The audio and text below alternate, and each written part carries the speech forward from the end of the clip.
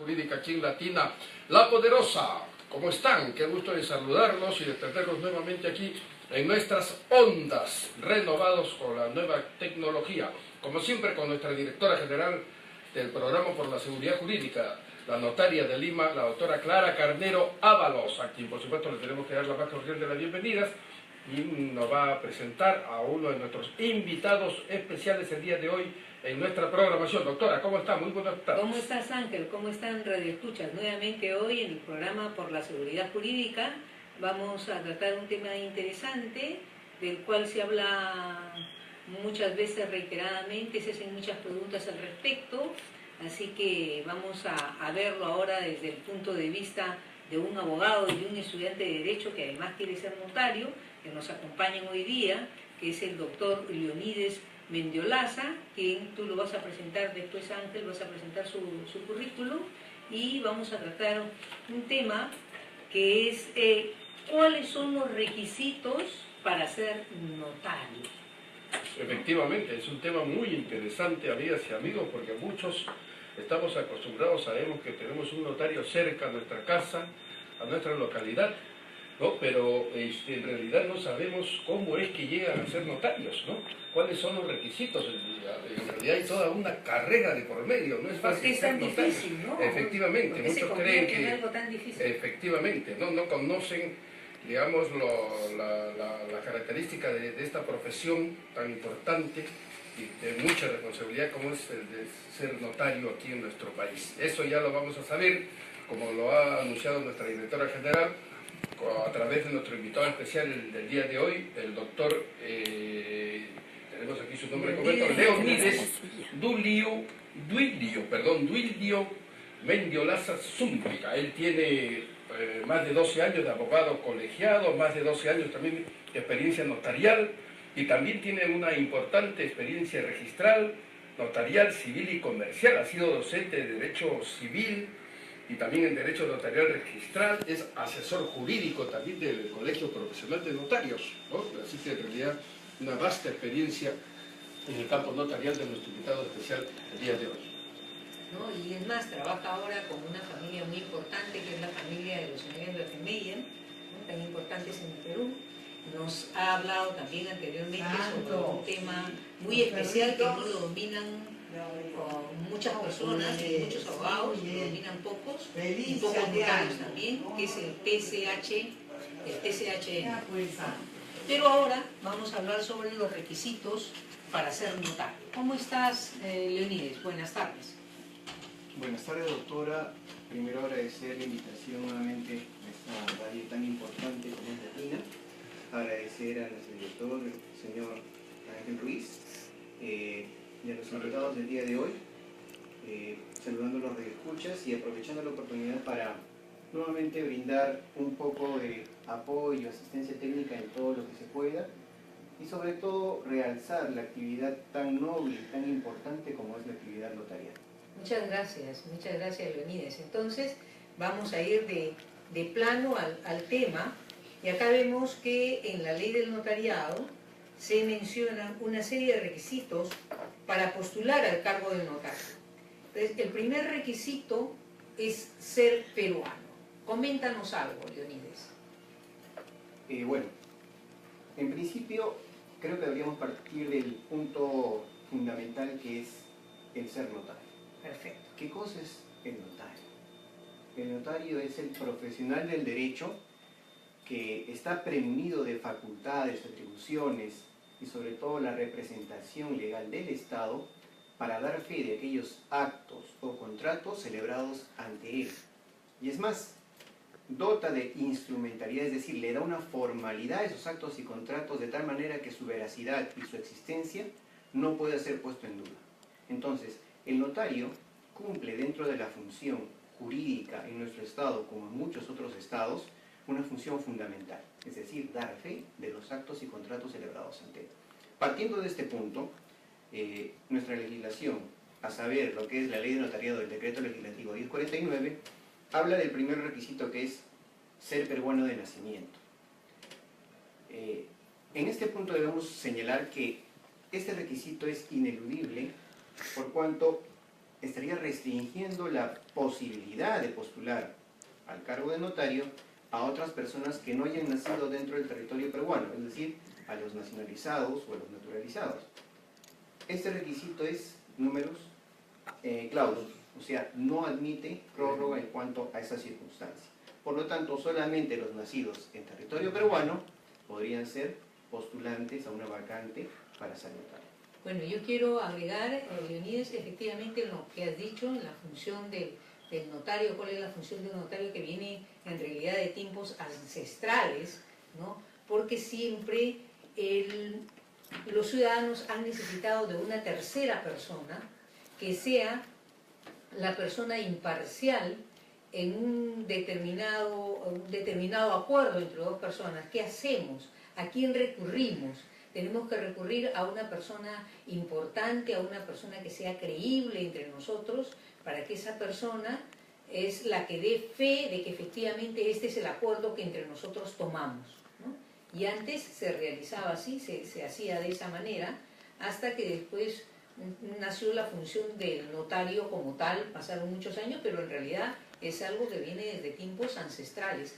Es más que nada una necesidad de la ciudadanía. Los ciudadanos han creado la figura del notario y lo que ha hecho el Estado simplemente es recoger ese clamor popular y sentarlo en una norma, de tal manera que reviste al notario de una legalidad para que el notario, en base a esa delegación del Estado, de fe por parte del Estado, de que los actos y contratos que se celebran ante él son contratos, son actos legítimos, ¿no? Y el notario es el que le da esa categoría, ¿no? De que sea pues indestructible prácticamente, salvo por una acción judicial, lo que el notario diga en un determinado documento. Y como dice efectivamente el doctor Leonides Mendiolaza, no puede sino ser peruano. No puede sino ser peruano. Y mira tú, yo tengo una colega cubana que es notaria, que en Cuba pues hay notarios cubanos. Como sabemos, la situación en Cuba es una situación difícil, ahí viven con muy poco dinero, ¿no? Pero bueno, el Estado les paga todo, y ella, a raíz de un congreso que hubo en el Perú, un congreso internacional de notarios que ella visitó el Perú, ella se enamoró del Perú y quiere venir al Perú. Pero yo le he contado la difícil situación que es venir al Perú, porque ella aquí no podría ser notaria.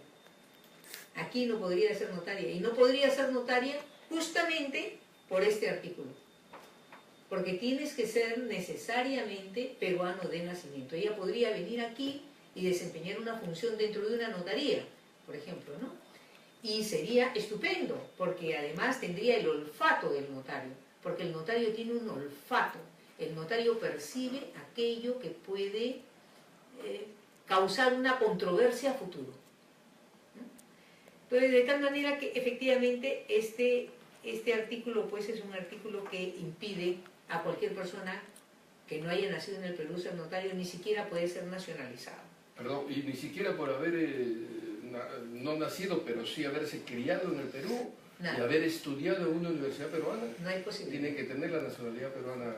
Acá está claramente consignado, ¿no? Ya. Y luego viene el segundo requisito, que dice ser abogado con una antigüedad no menor de 5 años. Un comentario, doctor Leonides. Bueno, al respecto de este segundo requisito, debemos señalar primero que el tema del desarrollo de la función notarial implica una serie de aristas, y una de ellas es que debe ser un experto en el derecho. Tan es así que si nosotros revisamos el balotario de preguntas que se les asigna a los postulantes a las plazas vacantes para ser notario, incumbe una serie de materias y una serie de ítems que prácticamente vuelve al notario un experto en el derecho. Ahora, respecto al requisito de ser abogado, no solamente implica que el postulante haya culminado sus estudios universitarios, tenga el título universitario para poder postular. Ojo que aquí tenemos que tener en cuenta una situación, una figura jurídica que es relevante, que es el ejercicio legal de la profesión. Entonces debemos complementar este inciso del artículo que se refiere a los requisitos, en el sentido de que no solamente basta con ser un abogado titulado, sino que tiene que ser un abogado colegiado. ¿Por qué colegiado? Porque recién a partir de la colegiatura el abogado puede ejercer legalmente la profesión como tal y está habilitado para ese ejercicio. Por lo tanto, el plazo de la antigüedad no menor de 5 años debe ser contabilizado desde el momento en que está colegiado en adelante. Ahora, hay bemoles en este punto. Puede ser que dentro del ejercicio de su profesión como abogado puede haber estado sujeto a sanciones propios del colegio profesional, en este caso el colegio de abogados, de repente por alguna inconducta en el ejercicio de la profesión. Entonces, eso también entra en cuenta, tendríamos que tomar en cuenta para el cómputo del plazo. Pero en principio, no basta con ser abogado titulado, sino tiene que ser colegiado y con el ejercicio mínimo de 5 años colegiado. Y no menor de 5 años. Y yo les comento algo. En la época en que yo di el examen para el notariado, no existía este requisito. De tal manera que cualquier joven universitario, prácticamente que acababa de recibirse de abogado, digamos, yo me recibo de abogado hoy día, mañana es el examen y tengo mi título hoy día, me dan mi título hoy día y mañana es el examen para el notariado y me hubiese podido presentar. Pero en ese caso tú tienes una restricción porque habían 3 tipos de exámenes. El examen de evaluación personal, el examen escrito y el examen oral. Y en el examen de evaluación personal evalúan pues tu experiencia. Tu experiencia. ¿Cuál es tu experiencia como abogado? ¿Qué has hecho como abogado? ¿Has publicado libros? ¿Has dado conferencias? ¿En dónde has trabajado? ¿Has trabajado en notaría? ¿Has trabajado en los registros? Es decir, una cierta experiencia que te permita a ti poder ser un notario. Entonces, claro, si bien es cierto, no existía el requisito de los 5 años, de todas maneras esa persona estaba en desventaja. Estaba en total desventaja con aquellos que ya tenían experiencia. Pero la ley antes lo permitía. Parece que se dieron cuenta y posteriormente ya han consignado que tienes que ser abogado y tener una antigüedad no menor de 5 años. Y recordemos que anteriormente no se requería ser abogado para ser notario. En la época en que la Corte Superior en pleno nombraba a los notarios entre los notables de la ciudad, no existía la obligación de ser un abogado. Por eso es que también en las minutas, cuando se presentaban las minutas, y ahora lo dice la ley de notariado, tú no puedes cambiar ni una coma, lo tienes que consignar tal cual. Porque como quienes ejercían de notarios no eran abogados, muchas veces al cambiar algo, porque no sabían, porque ignoraban los términos jurídicos, porque no eran abogados realmente, ¿no? Entonces cambiaban y le cambiaban todo el sentido de la palabra. Y entonces prácticamente vino el consignar en la ley de notariado que tú tenías que insertar la minuta tal cual. Los notarios no eran abogados. Después salió una ley, poco a poco fueron dejando estas personas que no tenían un título de abogado de ejercer como notarios, ¿no? Todo eso ha venido cambiando en el tiempo. Y luego tenemos el otro requisito, que es tener capacidad de ejercicio de sus derechos civiles. A ver, doctor Leonides. Claro. Antes de pasar a este requisito, quisiera hacer también un símil con los jueces de paz no letrados, ¿no? No sé si usted recuerda, doctora, en algunos casos la ley faculta el nombramiento de jueces de paz no letrados, que son personas que no necesariamente han tenido o tienen formación jurídica, es decir, no son abogados, pero que de una u otra forma imparten justicia.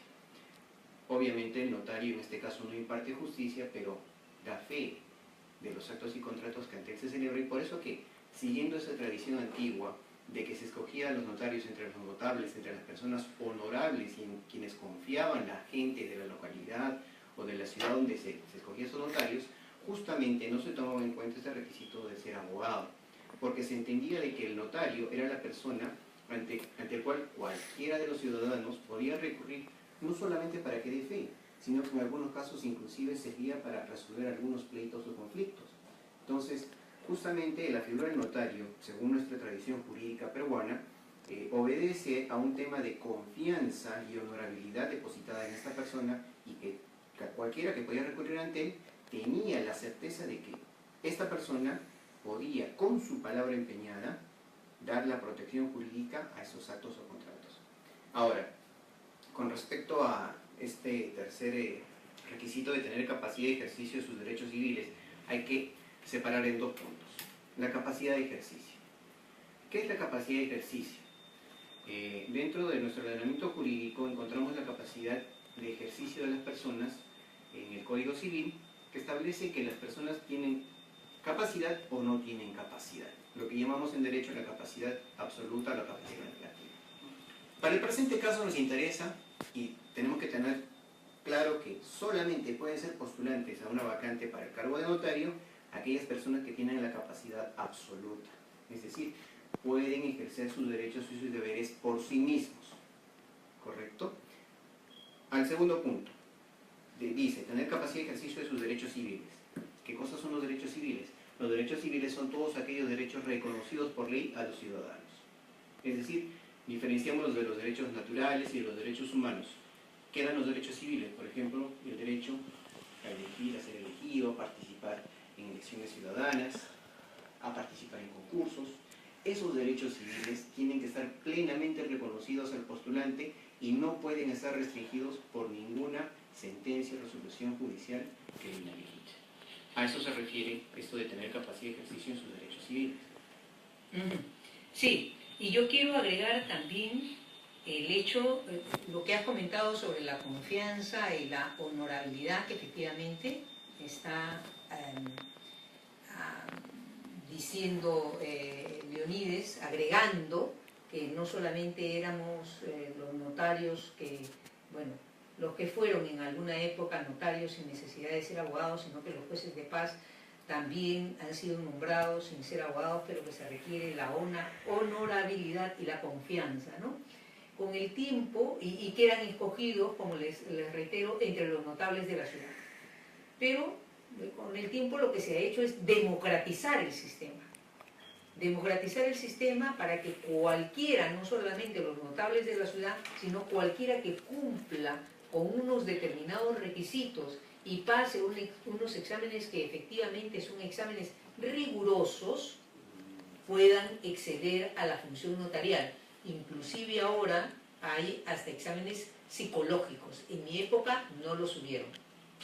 No hubo el famoso examen psicológico. Pero lo que sí hay que tener presente es que no se necesita tener sangre azul para ingresar al notariado, ¿no? O sea, cualquiera que tenga la capacidad y que estudie el balotario va a poder acceder a la función notarial. Usted respondió, doctora, lo contó uno de sus colegas acá en la radio, ¿no? Las 600 preguntas que le hicieron a la doctora Clara Carnero, óptimamente. Sí, bueno, no sé si fueron 600 o no, pero sí respondí bien las preguntas, sí, por eso estoy como notaria, ¿no?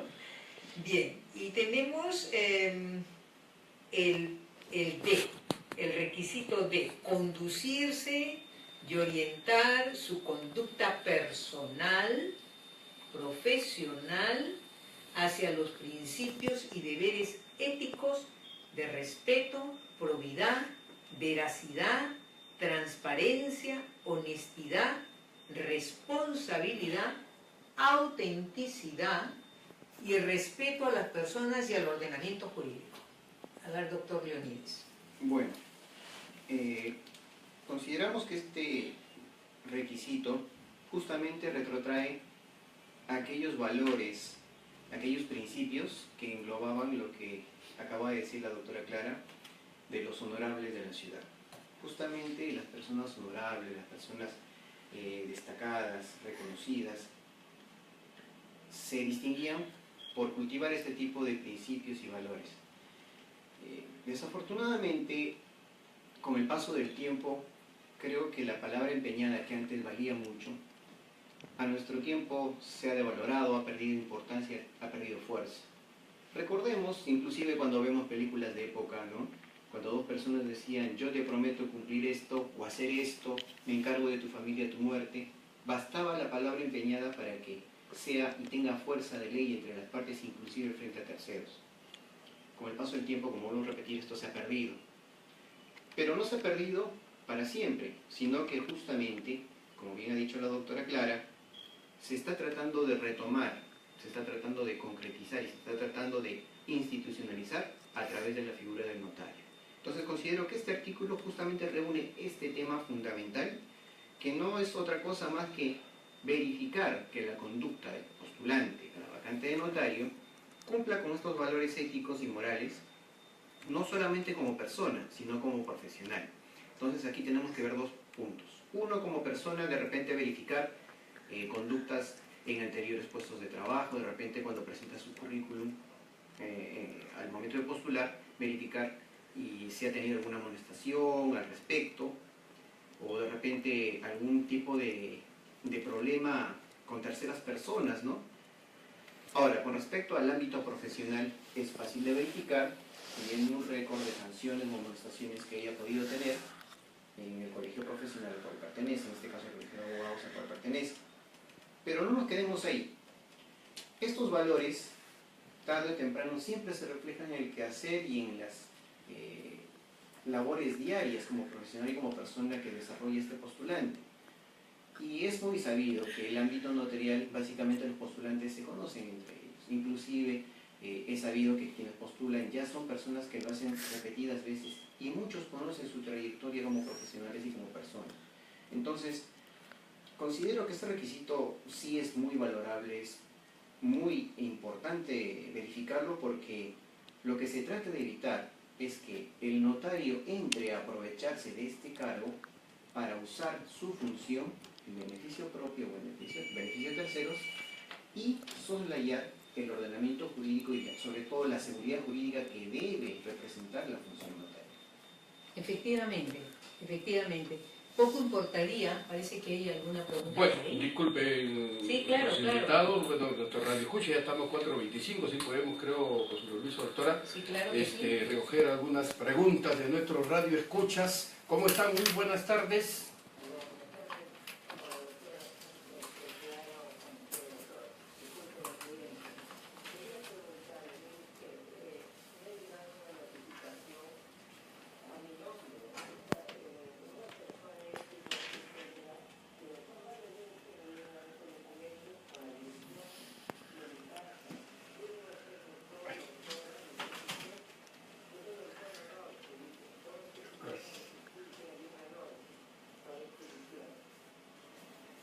Buenas tardes, caballero. Bueno, en atención a su pregunta, usted manifiesta que le está llegando a su domicilio notificaciones de un proceso judicial, ¿correcto? Bueno, el tema que estamos tratando es un tema netamente notarial, pero no obstante ello, no hay problema.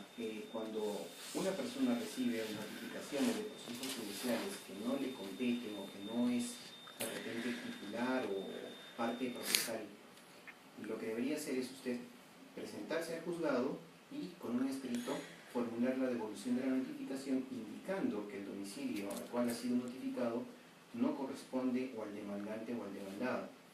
Si es posible, de repente una verificación policial de la evidencia de usted en ese domicilio o algún otro documento que acredite que usted es titular del domicilio y no le corresponde ni en calidad de demandante ni de demandado.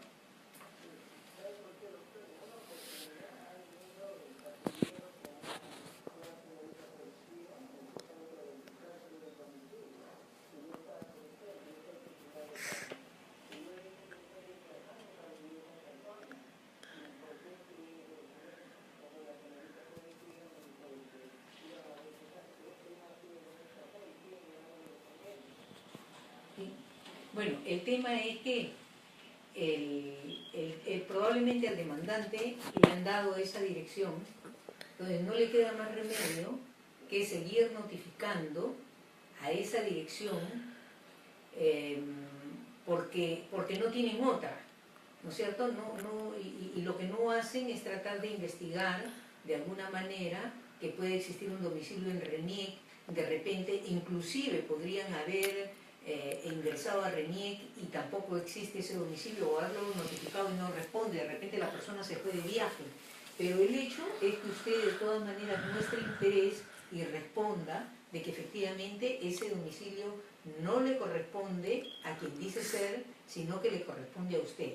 Al final de cuentas lo dejarán en paz, al final de cuentas terminarán el proceso y no tendrán a dónde embargarle a este señor porque finalmente usted va a demostrar y va a poder, con los documentos que ha presentado y con la misma presencia de la policía, demostrarle que usted efectivamente es quien vive en ese bien y no esta persona, ¿no? Yo sé que lo que pasa es que lo intranquiliza a uno, pero usted se debe quedar tranquilo presentando todas esas pruebas.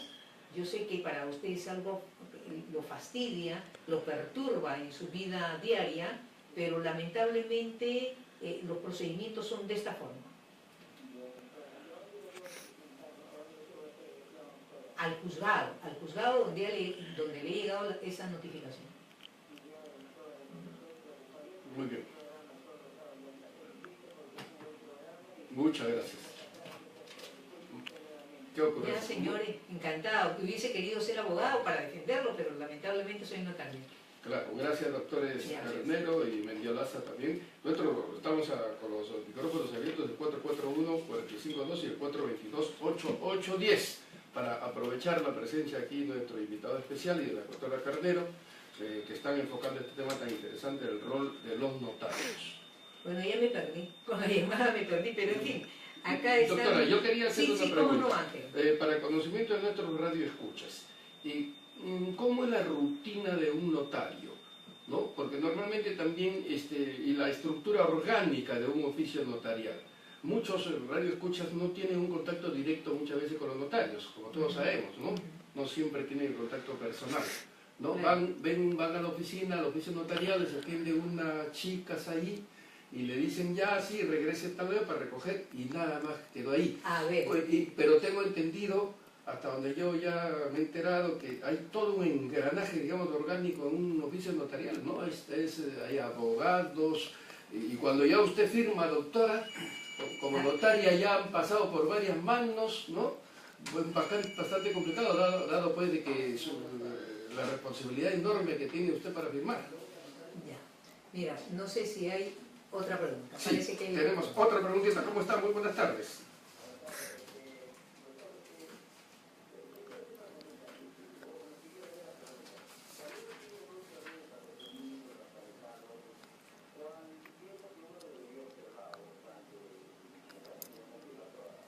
Ya, quiere comprar un terreno de 14.000 metros cuadrados en la Panamericana Norte. ¿Qué requisitos se requieren? Correctamente, ahí le va a responder los doctores. Bueno, la pregunta es puntual. Tenemos que determinar que aquí el bien que se va a adquirir es un bien inmueble. Recomendamos siempre en el trámite de una adquisición de bien inmueble primero verificar los antecedentes registrales del inmueble. ¿Por qué? Porque justamente la inscripción registral de los bienes inmuebles nos dan la certeza y la seguridad de la existencia del bien. Segundo, nos da la certeza y seguridad de quién es el titular o propietario del bien. Y tercero, nos dan la certeza y seguridad de si es que este bien tiene algún tipo de cargo gravamen, es decir, alguna restricción para su libre disposición o enajenación. Entonces, se les recomienda primero acercarse a la Oficina de Registros Públicos y hacer una búsqueda a nombre del supuesto propietario del bien para ver si efectivamente este inmueble, este terreno, está a su nombre. Si estuviera registrado su nombre, se les recomienda obtener o comprar una copia literal de la partida registral completa o, en su defecto, el certificado registral inmobiliario. Cualquiera de estos dos documentos le van a dar la confianza de los datos consignados ahí, van a determinar quién es el propietario y si efectivamente usted puede comprar sin ningún problema el inmueble. Segundo, tendría que personarse en la municipalidad de la jurisdicción donde se encuentra el inmueble para reclamar lo que es la cartilla municipal, es decir, la hoja resumen, la hoja de predio urbano, verificar si efectivamente el propietario está al día en sus pagos de lo que son los impuestos prediales, los arbitrios municipales, o de repente incluso hasta puede tener alguna multa municipal también que esté al día en el pago. Asimismo, verificar la identidad del que le va a vender, que es importante, por el tema de la suplantación, que mucho se ha visto últimamente, inclusive con el caso de Ariana. Es fundamental que usted pueda verificar que la persona que le está vendiendo es efectivamente propietaria.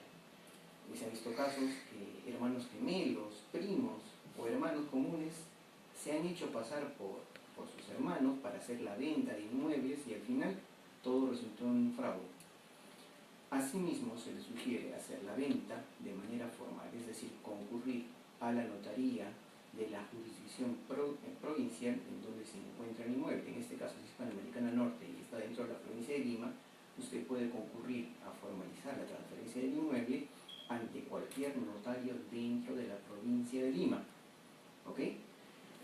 Y finalmente, sugerimos que si usted va a hacer el pago de la transferencia por un monto mayor a la UIT, que use usted los medios bancarios para, primero, asegurar de que no sea objeto de algún marca o algún delincuente, y segundo, para cumplir con lo que establece la medida de inteligencia financiera, es decir, evitar lo que es el lavado de activos.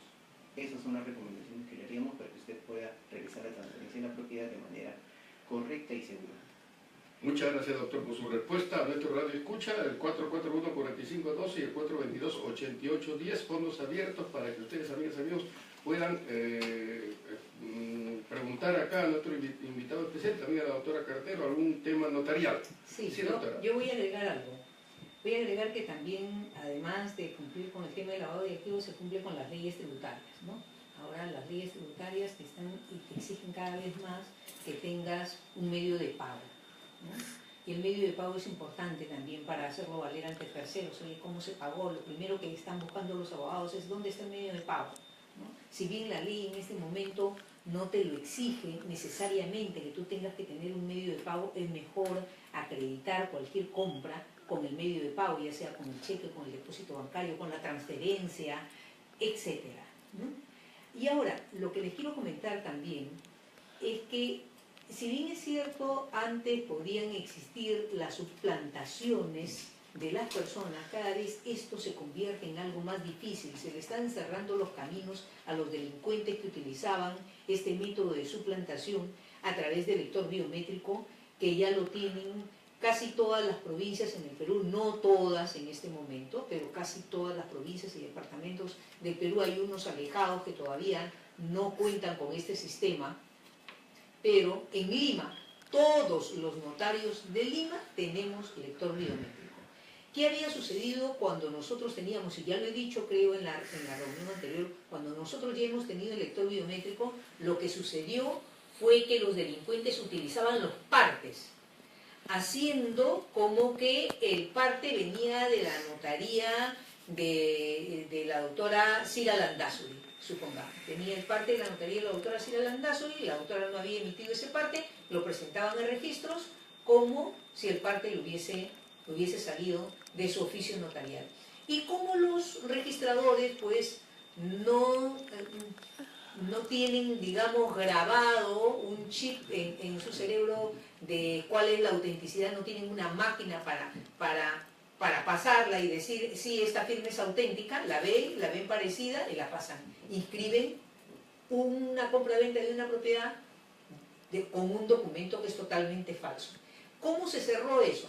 Se ha cerrado ya hace algún tiempo con la obligatoriedad de tener que presentar los partes de compras, ventas y de poderes, que también era otro método que se utilizaba por los suplantadores, por los delincuentes, para poder hacerse de las propiedades. El talón de Aquiles, lo vuelvo a repetir, lo he repetido muchas veces, te lo vuelvo a repetir a los radioescuchas, se da a través de los carnets de extranjería. En los carnets de extranjería hemos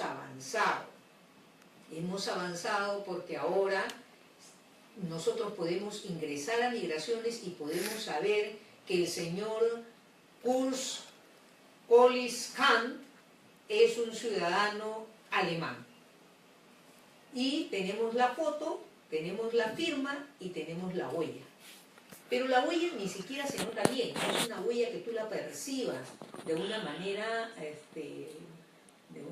fácil. Por más que agrandas, no percibes bien la huella. Entonces la foto, la firma, la huella. De tal manera que por ahí están tratando de suplantar no solamente aquellos que tienen carnet de extranjería, sino aquellos que tienen pasaporte. Entonces yo le digo, ojo a las personas que van a comprar una propiedad y que el vendedor es alguien que tiene un carnet de extranjería y un pasaporte. Esto le pasó a un colega en Magdalena, porque suplantaron a unos italianos. Aparecía en los registros públicos que eran italianos y él se hizo de unos pasaportes falsos de italianos para vender esa propiedad y tuvo un enorme problema por este tema. Entonces lo que yo les pido es que tengan mucho cuidado con aquellos que tengan carnet de extranjería y con aquellos que tengan pasaporte.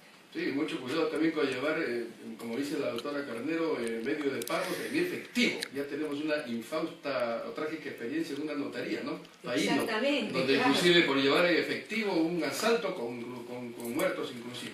No hay que utilizar cheques de gerencia, ¿no, doctor? ¿O qué otro tipo de medio de pago? Claro, todos los medios de pago previstos en ley, principalmente, y los que son más usados y de más fácil uso, mejor dicho, es los depósitos bancarios, los cheques de gerencia no negociables, que permiten de una u otra manera hacer la transferencia de los caudales de dinero de manera sencilla, oportuna y sobre todo que pueden ser fácilmente insertados en las escrituras públicas para dejar constancia pues, del pago de los impuestos. Muy bien, muchísimas gracias por su respuesta. Bueno, estábamos hablando de cómo es una notaría, doctora, más o menos. Que bueno, todo es un engranaje, un complejo. Bueno, tenemos otra llamadita. Muy buenas tardes. Sí. Diga.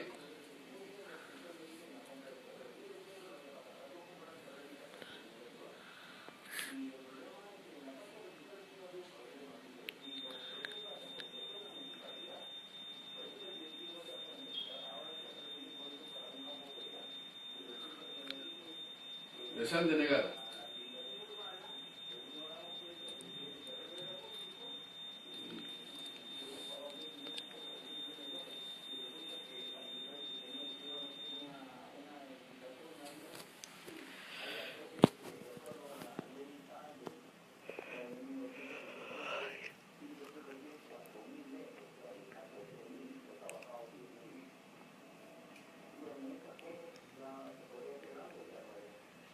Bueno, yo creo que en este caso, si han hecho la compra, me imagino que la compra la han hecho varias personas, ¿no? Con la intención de llevar a cabo...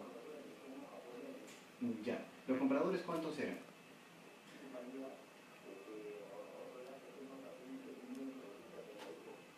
¿Cuántos han sido los compradores?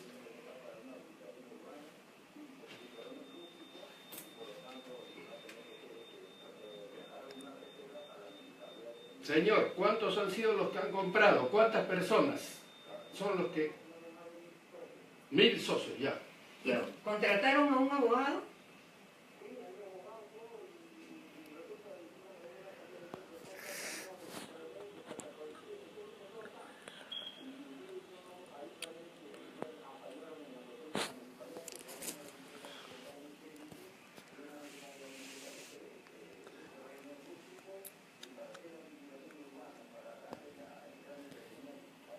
No, pero eso tenía que haber...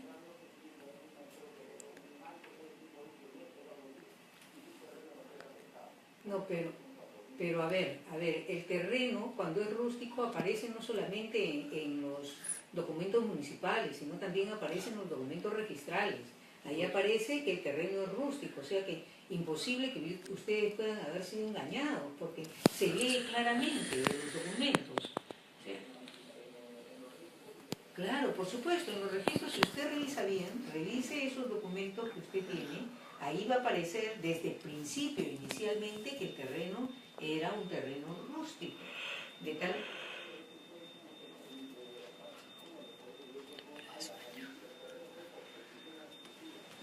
¿Ya?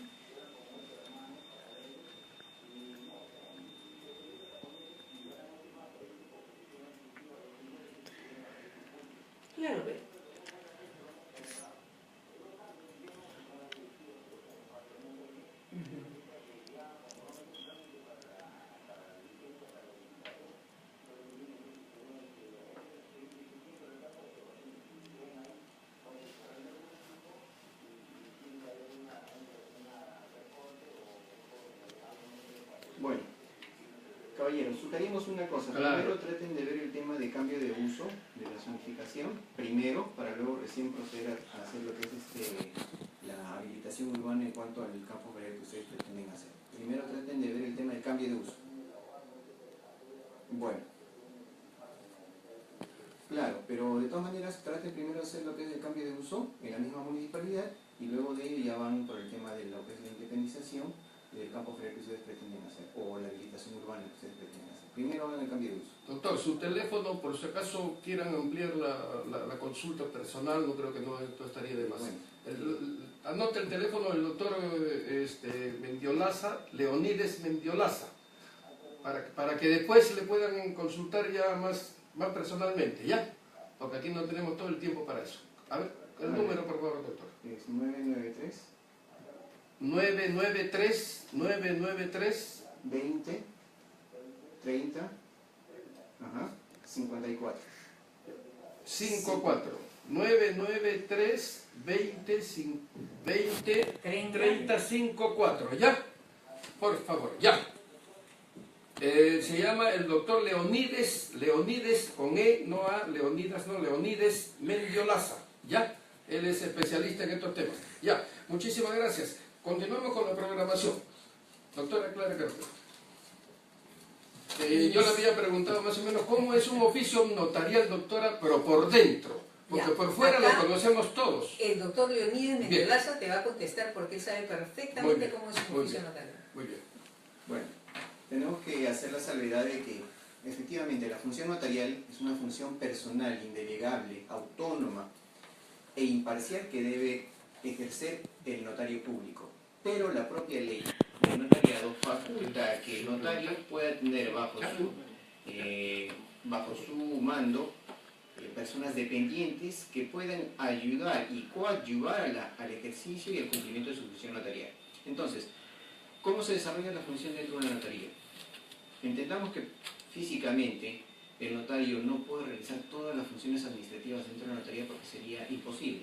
Para ello, pues el notario cuenta con asistencia de un secretario o una secretaria, de repente una cajera, de repente abogados que puedan brindar una asesoría directa a los clientes que vienen, informándoles de cómo se lleva a cabo la función notarial y sobre todo de cómo se va a formalizar estos actos y contratos que ante el notario se van a celebrar. Para poner un ejemplo sencillo, una persona viene y quiere celebrar una compra-venta ante la notaría. Pasa primero por mesa de partes, hace la consulta, mesa de partes le deriva, digamos, donde se encuentra el pool de abogados, quienes muy gustosamente los atiende y le dice, bueno señor, venga por acá, tome asiento, muéstrenos qué documentos tiene usted que acredite tanto al vendedor como al comprador. En el caso del vendedor, como ya lo dijimos hace rato, los documentos que acrediten la propiedad del inmueble. Y al comprador, su documento de identidad para, obviamente, determinar quién es el que va a adquirir. Entonces, el abogado hace una serie de preguntas para poder llegar, primero, a ver exactamente si el acto que ellos desean realizar es el que está previsto en la norma, porque si no se le orienta para reformularlo y que las cosas sean correctamente. Una vez que el abogado ha orientado de que ese acto cumple con todos los requisitos legales, se procede digamos, a pasar a la segunda fase, es decir, ya pasar propiamente a la función notarial para que el notario, a través de algunos asistentes, puedan hacer lo que es el faccionamiento o el armado de la escritura pública. En este punto recurro a lo que dijo anteriormente la doctora Clara, que el notario está imposibilitado por ley de modificar una sola coma del contrato que los otorgantes han celebrado. Eso quiere decir que el notario tiene que transcribir tal y cual se ha realizado el contrato en la escritura pública. Entonces, la función del notario no solamente queda en transcribir los contratos en una escritura pública, sino también dar una función docente, una función conducente y una función orientadora a los clientes, a los que van a hacer uso del servicio notarial. Además de instruirlos del acto de que están celebrando y sobre todo de los requisitos de ley que tienen que cumplir. También manifestándole cuáles son las responsabilidades y los efectos jurídicos que estos actos traen por sí mismos. Entonces, pasado esta etapa de la elaboración de la escritura pública, llegamos al estadio principal de lo que es la función pública, que es la ratificación de las voluntades frente al notario. Es decir, el notario se para frente a las personas y le dice, ¿ustedes ratifican su voluntad de celebrar esta compra-venta? Sí, entonces procedan a suscribir la escritura pública. Una vez que suscriben la escritura pública, el notario, con su firma, procede a autorizar, es decir, le da la legalidad, la fe notarial de que ese acto ha sido celebrado con las solemnidades, con los requisitos de ley, por lo tanto es un acto plenamente válido y eficaz. Pero lo que a mí me llama la atención, Ángel, es que las veces que yo he estado ante las personas para que ratifiquen su voluntad ante mí para hacer una compra-venta, una constitución de empresa, un poder, etc., yo les pregunto previamente, primero le digo, ¿han leído el documento? Sí, doctora, hemos leído el documento. ¿Tienen alguna pregunta que hacer? En todo el tiempo que tengo de notaria, una sola persona me hizo una pregunta, referente a una palabra escrita en términos romanos. Ya había puesto el abogado, que no me acuerdo ni qué término era. Pero no ha habido una sola persona. Las personas dan por sentado, o sea, no preguntan al notario, lo tienen delante de él y no le preguntan. Porque confiarán también en el notario, doctora. No, es que no solamente es eso. O sea, no se trata de que tú confíes en el notario, que claro que hay que confiar en el notario, pero el notario se puede equivocar también, porque el notario es un ser humano. Yo te pongo el ejemplo, cuando yo trabajaba en el banco hipotecario, que trabajé muchos años ahí, tenía un jefe, y cuando yo escribía prácticamente todos los documentos que iban a la gerencia. Entonces, escribía todos los documentos y mi jefe lo firmaba sin mirar el documento. Y yo le decía, pero tienes que leerlo. Me dice, yo confío en ti. Y firmaba todo. No, es que no se trata de que tú confíes en mí. Digo, se trata que yo me puedo equivocar. Y yo necesito que tú también lo veas. Y no pienses que en algún momento yo te he puesto un contrabando y te he hecho firmar sin que tú te des cuenta, ¿no? Entonces, y la gente debería, está bien confiar en el notario, pero hay un dicho que dice, confía en Dios, pero amarra bien tu caballo, ¿no? Claro. François Rojas, que también tiene una interesante pregunta. Doctores, buenas tardes. Buenas tardes, estimados radioescuchas. Doctor, una consulta. ¿Qué recomendación daría a los aspirantes para que pueden que sean abogados o, en mi caso, un practicante, que aspiran a la función notarial? Y segundo, ¿cuál es la responsabilidad que incurre el notario cuando firma documentos que pueden ser a muchas aristas que son ilegales, ¿verdad? Sabemos que la doctora Clara la semana pasada nos dio un interesante consejo que cada firma de notario vale la libertad. Se lucha por su libertad, es la libertad del notario, cada firma que él da. ¿Cuál es la responsabilidad que el notario debe tener a nivel de su sociedad? Muchas gracias. Bueno, respecto a tu primera pregunta, una recomendación que les daría fue una recomendación que la recibí en un momento de la doctora Clara y de algunos otros profesores que tuve, es siempre estudiar, estar investigando, estar analizando, estar preguntando sobre lo que nos atañe. Para el punto principal es sobre la función notarial, sobre el acceso a la función notarial y sobre todo estar revisando lo que es el balotario, ¿no? El balotario de preguntas para el concurso público, para ocupar la plaza de notario público. Pero no solamente eso, sino también desarrollarse como profesional, de repente hacer maestrías, doctorados, como dijo la doctora, publicar libros o algún tipo de investigación, que no solamente va a redundar en un beneficio en cuanto a la hoja de vida personal, sino también en beneficio de nuestra sociedad. Porque no olvidemos que el notario, al ser un profesional del derecho, una de sus funciones es también contribuir a la sociedad jurídica, es decir, hacer producción investigatoria, no solamente producir, sino también enriquecerse, continuar con los estudios. Entonces, si un postulante quiere lograr su llegar a ser notario, pues bueno, tomemos la recomendación de la doctora Clara, estudiar, investigar, producir, sobre todo que nos falta mucho en nuestra sociedad, producir. Mira, yo te voy a dar un consejo rápidamente porque quiero terminar con los requisitos para ser notario que todavía no estamos en un poquito más de la mitad, pero te quiero dar un consejo que me lo dio cuando yo postulaba para la función notarial el presidente del Consejo del Notariado. Hay una pregunta. A ver. ¿Cómo está? Buenas tardes. Buenas tardes. Sin pregunta, por favor.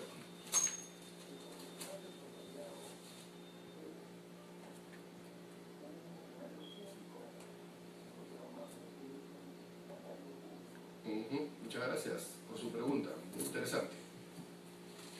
Bueno, entendamos que la figura del notario, como tal, es una figura especial. Que primordialmente el notario no es un funcionario público, pero sí ejerce una función pública. No es funcionario público porque en principio no es un empleado del Estado. El Estado no le paga, no le retribuye, no está en la planilla del Estado. Pero sí se somete a las leyes del Estado. Es más, es reconocido su función y su título como notario a nombre de la nación. Por lo tanto, como el Estado, a través del Ministerio de Justicia y Derechos Humanos, le extiende el título de notario, está obligado a dar fe en nombre del Estado, en nombre de la nación. Entonces, para ir al punto de la pregunta, el notario no es funcionario público, pero sí ejerce una función pública. ¿Y cuál es su función pública? Dar fe de los actos y contratos que ante él se celebran. Es un funcionario especial. Muchas Correcto, gracias. correcto. Gracias. Bueno, yo después te doy la respuesta sobre eso, François, porque ya se nos está acabando el tiempo y queremos terminar con los requisitos para ser notario. Entonces, tenemos el punto E, doctor Leonides, no haber sido destituido de la función pública por resolución administrativa fin. A ver. Bueno, eso tiene que ver con lo anteriormente dicho, ¿no? Si es que el notario no es un funcionario público, pero ejerce una función pública y ya fue destituido por una resolución administrativa firme, ¿qué significa? Que no es apto para desarrollar una función pública en adelante, menos como notario porque es una función muy importante y sobre todo una función delicada, porque el hecho de dar fe de un acto o contrato convierte ese acto o contrato prácticamente a ese contrato en una ley entre las partes contratantes. Entonces no podríamos o no podría el Consejo Notariado dar a través de este concurso público visto bueno a un postulante que en época anterior haya sido sancionado por el hecho de que no ha cumplido bien la función pública. Y menos el artículo, el literal siguiente, ¿no? No haber sido condenado por delito doloso. Claro, esto ya tiene que ver con un tema penal, ¿no? Lo anterior es un tema administrativo, esto ya es un tema penal porque el hecho ya tiene que ver con la delitos. persona que está... Que la persona sería una delincuente, ¿no? Por Y supuesto. por supuesto ningún delincuente puede tener acceso a la función notarial. Y el artículo, el literal siguiente dice estar física y mentalmente apto para el cargo. Esto tiene que ver también tiene que ver mucho con el requisito de tener capacidad de ejercicio. Estar física y mentalmente apto para el cargo significa que la persona que está postulando, el profesional que está postulando, pueda y tenga que manifestar su voluntad por sí mismo de manera indubitable. No vayamos a pensar pues, que sin desmerecer por si acaso a aquellas personas que sufren de alguna discapacidad, aquel postulante a notario posiblemente no tenga la capacidad física de firmar los partes o los traslados notariales, es decir, no pueda firmar un testimonio, no pueda firmar una escritura pública o algún medio que acredite que está autorizando ese instrumento. No podría, porque no tendría la idoneidad física para hacerlo. Entonces, este requisito implica que esta persona que está postulando tenga todas aquellas capacidades físicas y mentales, es decir, pueda manifestar su voluntad sin lugar a dudas y que la persona que recibiera esta manifestación de voluntad no tenga ningún problema en saber que el notario le está autorizando sus actos o contratos de manera legal, sea esta persona apta para postular. Para esto, imagino que al momento de postular se presentará un certificado de salud mental o un certificado de salud física expedido por un galeno autorizado, es decir, un médico colegiado. Ojo, y digo médico porque justamente vamos a tener que analizar esto con el siguiente inciso, que es el acreditar, haber aprobado el examen psicológico ante la institución designada por el Consejo del Notariado. Dicho examen evaluará los rasgos de personalidad, valores del postulante y funciones intelectuales requeridos para la función notarial. Claro, diferenciamos estos dos requisitos porque este segundo requisito de acreditar haber aprobado el examen psicológico implica la presencia de otro profesional distinto al médico, que es el psicólogo. ¿correcto? No confundamos, muchas veces algunas clientes, la persona en la oficina notarial dice, quiero acreditar que estoy bien física y mentalmente con un certificado psicológico. En principio, digamos, podríamos decir que es lo mismo, pero no. El ámbito de aplicación, la atribución de la facultad como profesional del psicólogo es distinta a un neurólogo, un psiquiatra, un médico de medicina general. ¿Por qué? Porque el psicólogo evalúa la parte psicológica, la psiquis de la persona, que es muy distinta a la facultad física o mental de la misma persona. Entonces, justamente se ha hecho la diferenciación para poder verificar que estas dos aristas, si bien es cierto, son concurrentes, pero son distintas. Doctor, un inválido físico, no mental, no puede ser notario, porque en otras profesiones sí, pueden ser ingeniero, abogado, claro, físico, digo. El tema aquí Por es... ejemplo, un inválido discapacitado, claro. El tema es, por ejemplo, la norma establece que para que una escritura pública tenga validez, no basta solamente con la autorización con la ratificación de las voluntades de los contratantes, es decir, que ponga su firma y su huella digital, sino también que sea autorizado con la firma del notario. Si es un discapacitado físico que posiblemente no tenga las dos manos... Pero que no pueda caminar, por decir, pero sí tiene las dos manos. Bueno, en este caso, esta discapacidad... Que está en silla de ruedas, pero que sí está en posibilidades de firmar. Sí podría. Claro que sí. Claro que ya, sí. aclarado. Gracias. Sí, y mira, esta norma salió, para nosotros ha salido una norma hace algunos años ya, para que nosotros presentemos, porque los notarios presentamos todos los años al Colegio de Notarios, un certificado médico de lucidez mental y de estar físicamente también apto para el cargo, ¿no?